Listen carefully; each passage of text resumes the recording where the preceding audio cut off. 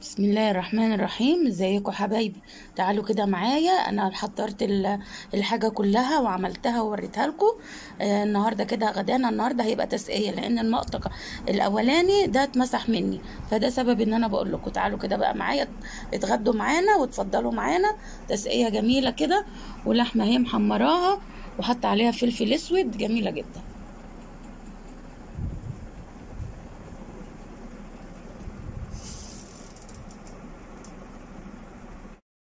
العيش كده بيتحمص، حطيت عليه فلفل اسود وملح وحته سمنه، معلقتين سمنه بلدي ومعلقه زيت.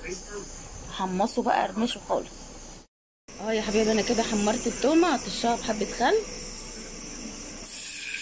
وهروح منزله عليها حبه فلفل اسود واغليها غلوتين كده على النار بحبه شرب، عشان دي اطشها بالتسقيه من فوق الوش كده، بتدي ريحه جميله. يا حبايبي، كده انا طفيت على الصلصه، جميله جدا. وبصوا الرز مفلفل كده وجميل اهو، طفيت عليه رخر اهو، والعيش حمصته، مفيش غير ان هجمع التسقيه.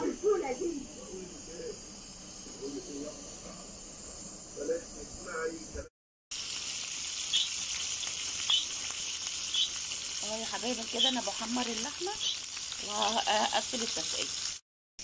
بصوا يا حبايبي، انا حطيت هنا صلصه وحطيت تومه من اللي انا حمرتها، فدلوقتي هحط عليها الرز ونقفلها مع بعض اهي. بصوا جميله ازاي الشوربه، طبعا كان فيها حته مزوره كده كلها زي الكوارع مع اللحمه، هي اللحمه سمينه قلت احمرها وخلاص. بصوا حبايبي، انا قفلتها اهي، وفي هنا بقى طشه تومه كده انا جايباها عاملاها، ننزل عليها كده بقى تديها ريحه جميله وطعم حلو فوق اللحمه المحمره اهي،